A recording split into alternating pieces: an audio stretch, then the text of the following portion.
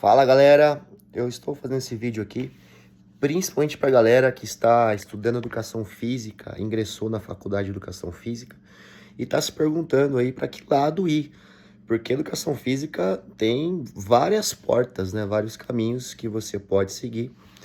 Então tem o pessoal da licenciatura que quer dar aula, o pessoal que quer trabalhar em academia, ser personal trainer, enfim. E o que vale a pena? Vou contar um pouquinho sobre a minha história. Eu já sou professor há 14 anos e já passei por várias dessas portas que a educação física ela abre. Então, por exemplo, eu já trabalhei com lazer, recreação. É ruim? Não é ruim, mas só que é o seguinte, é complicado. Muitas vezes tem que dormir fora de casa, tem que dormir em hotel. Então a recreação é, é um nicho bem específico. E não é todo mundo que se dá bem com ela. Mas é um nicho interessante. Você talvez abrir uma empresa de recreação, né, que trabalha com festa de aniversário. Então, assim, é um nicho interessante, mas é bem específico. Eu não gostei, não é a minha, não bate com os meus objetivos de vida, então não consegui me aprofundar muito nessa vivência. Mas é uma vivência interessante. Quem gosta, para quem quer trabalhar com isso, pode sim até ganhar um dinheiro melhorzinho do que os demais, viu? Trabalhei como professor de musculação durante muito tempo em uma academia. Eu não recomendo que se trabalhe nessa área, ganha-se muito pouco, infelizmente. E o que aconteceu muito na nossa época é que, quando eu estava me formando, tinha uma expectativa muito grande, galera, de que esses profissionais da área de musculação, principalmente, que estavam em foco, principalmente na parte da saúde, trabalho com idosos, prevenção de doenças. Isso estava muito em pauta na época que eu estava me formando e existia uma grande expectativa que se pudesse valorizar o trabalho desses profissionais. E infelizmente não foi o que aconteceu. Logo, logo em seguida vieram muitas academias de rede, começaram a surgir, e em vez de valorizar o profissional, infelizmente não foi isso que aconteceu. E os profissionais ficaram mais desvalorizados, na minha opinião, tá bom? Se você concorda, deixe no comentário se você discorda com a minha ideia, mas eu acredito que contribuiu sim para a desvalorização do profissional dentro do ambiente da sala de musculação contratado pela academia. O trabalho de personal pode ter valorizado um pouco, mas poderia ser mais ainda valorizado, tá? Mas personal trainer é uma coisa que talvez dentro dos âmbitos da educação física seja o que talvez dê mais retorno financeiro imediato. Mas é uma atividade que é assim, galera. Você até pode ganhar mais, só que você também não tem estabilidade. Se der uma crise, a primeira coisa que as pessoas começam a cortar é personal. Então, assim, você não pode ficar contando com aquele dinheiro que vai vir como se você estivesse trabalhando numa empresa normal. Mas pode ser uma fonte de renda muito legal.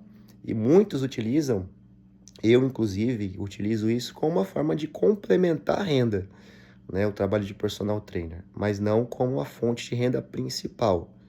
Tem muita gente que vive assim, mas é o que eu falei. De uma hora para outra você pode estar ganhando 10, de uma hora para outra você pode começar a ganhar 5, de um mês para o outro, muito rápido, né? Então isso pode gerar bastante problemas. Fui dono de academia também, fui durante 6 anos dono de academia junto com outro sócio. Foi muito bom durante um certo período, mas também com a vinda de redes até mesmo para o interior. Muito era rede nas capitais, né? E tinha até redes para cá, para o interior de São Paulo, mas nem tanto. Mas de uma hora para outra, assim, de 2, 3 anos, começaram a vir muitas academias para o interior, cidades pequenas como a que eu moro, acabou que não foi rentável, não acho mais rentável você ser dono de uma academia, por exemplo. Hoje não indico isso para ninguém, a menos que, a menos que você tenha um lugar assim privilegiado, que ainda não foi explorado nesse comércio, né, nessa atividade, não tenha muitas academias por perto. Então eu acho que você brigar, entrar, a menos que você tenha muito dinheiro para investir, aí é outra conversa, né? Mas você que está começando aí, quer ter uma academia, é estudar muito aonde você vai abrir a sua academia, tá? É fazer estudo mesmo, ir passear no bairro, conversar com as pessoas, perguntar quantas academias tem na região, onde a pessoa treina, ver quantas pessoas ali são ativas fisicamente, porque muitos acham que é só você ir para um local que tem muitas pessoas. Mas olha, não é só ter muitas pessoas, porque as pessoas precisam treinar. Não adianta você ir para um lugar que tem muitas pessoas, que é bem populoso, mas não é uma cultura que a pessoa vá treinar. Então tem muitos lugares que é populoso, mas as pessoas não têm o hábito de treinar. Então acontece isso também. Então aí você vai ter que ficar fazendo um trabalho ali de formiguinha, e é difícil, é trabalhoso. Ser dono de academia não é as mil maravilhas, não. A menos que você tenha muito dinheiro para investir, enfim, aí já é outra conversa, né? Trabalhei com Pilates, estúdio de Pilates também, é bem legal. Você ser professor de Pilates é uma coisa que me trazia muita satisfação. Você cuida realmente de pessoas, você vê ali as pessoas melhorando com o seu trabalho, e isso traz muita gratificação. Você consegue ganhar um pouquinho melhor, né? Os estúdios eles pagam mais para um professor de Pilates do que se você fosse, por exemplo, trabalhar numa musculação, né?